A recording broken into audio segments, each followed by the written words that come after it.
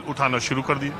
देखिए, जहाँ तक पुनर्निरीक्षण की बात है, भारत प्रजातंत्र है, दुनिया का सबसे बड़ा शायद प्रजातंत्र है, तो इसमें समय समय पे ये काम होना चाहिए। बिहार हो, यूपी हो, हरियाणा हो, कहीं भी हो, समय समय पे होना चाहिए।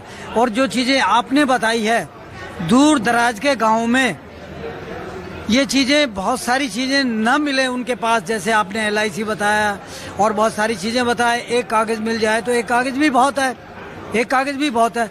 लेकिन इससे ये फ़ायदा होगा, जो ये रोहिंग्या की जो बात कर रहे हैं, मुझे लगता है वो भी ज़रूरी है। विदेशी आकर के क्यों रहे भाई यहाँ पर? मैं उसके खिलाफ नहीं, मानवतावादी हूँ, समता समानता को मानता हूँ, लेकिन मेरे देश में बाहर का कोई आदमी क्यों रहे? अगर पक्ष, सत्ता पक्ष इस बात को लेकर के अड़ता है कि ये तो सवाल ये है कि 2005 से 25 तक 20 साल में ज्यादातर समय NDA की सरकार बिहार में रही, और इसके बाद 11 साल हो गए मोदी जी की सरकार केंद्र में है। इसके बाद भी रोहिंग्या बांग्लादेशी घुसपैठ ही बिहार तक चले आए, उनको पता नहीं चला। ये किसका फेल्योर है? ये जो सत्ता पक्ष है, अब इसका काम है, जो हमारा विकास का जो सौदा है, विकास के जो साधन है हमारे, वो बढ़ते हैं, वो हमारी सुरक्षा में भी सेंध लगती है। तो पुनर्निरीक्षण की जो बात है वो जायज़ है, पुनर्निरीक्षण की बात होनी चाहिए।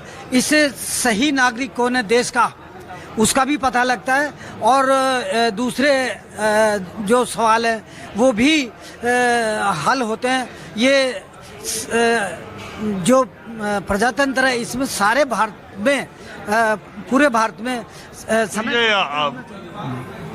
विपक्षी दल वाले, तेजस्वी यादव, कांग्रेस और उनके साथ के गठबंधन के लोग यही तो कह रहे हैं कि अगर ये करना था तो आपने पहले से क्यों नहीं शुरू किया? ये 2 महीने में अफरा तफरी करना, और गरीब लोगों को जिनके पास कागज पत्तर नहीं है, बिहार के बारे में आप जानते ही हैं, तो वो ऐसा ना हो कि अन्याय हो जाए और असली वोटरों का नाम कट जाए और इसका फायदा सत्ता पक्ष को मिल जाए। असली वोट, हालांकि BLO जो, अब देखिए इसमें काम जो है, ज्यादातर आम आदमी को अगर मेरा वोट कट जाता है, मैं कहाँ कहाँ दौड़ूंगा, किसको किसको बताऊंगा?